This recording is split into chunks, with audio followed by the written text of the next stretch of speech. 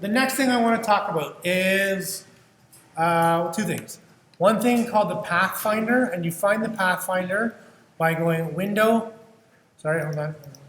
Window, Pathfinder, it's down here, okay, and it shows up as a palette. Now the Pathfinder is useful for making more complicated shapes. So, say I want to make, I don't know, a football shape.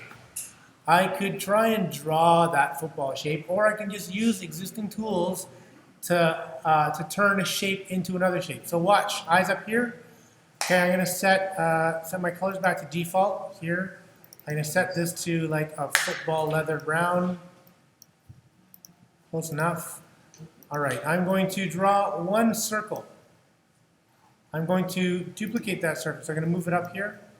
Maybe I'll make it a bit smaller than that. Okay, I'm gonna duplicate it by holding Option on my keyboard. My cursor changes to the duplicate. I'm gonna drag it down like this. Now I've got these two pieces overlapping. If I hit Command Y shows me my outlines, and you can see that where they cross over, where they sort of intersect each other, actually makes a pretty good football shape, right? So what I want to do is I want to leave just that shape.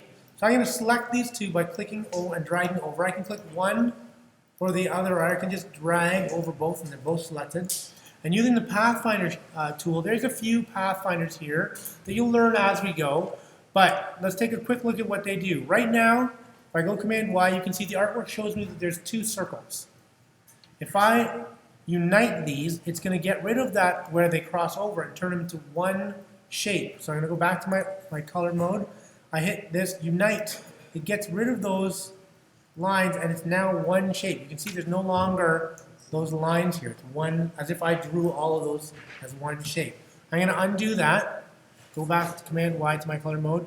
I can also do this. I can subtract the front. So using right now, this one is in front. Okay, the lower one is in front because I drew it second. So I can subtract the front. Oops, gotta have it selected.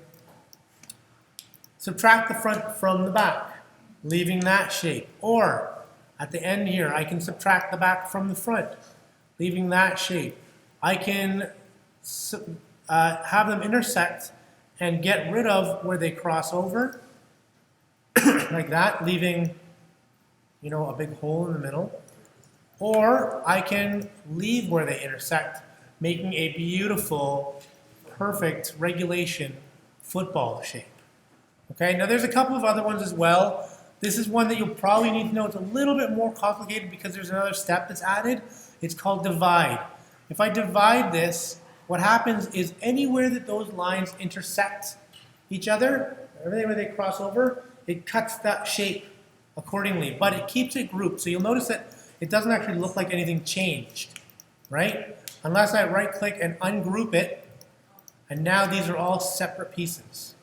Okay, so if I need a complicated shape, or I need all those complicated shapes, I can create that by having those intersect.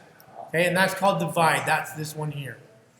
Okay? All right, I'm going to give you guys sort of probably the rest of the class to just try some stuff. You can try and draw some things. Maybe you can draw, I don't know, Kermit the Frog or Homer Simpson or a Minion or I don't know what, a Nike logo. You tell me.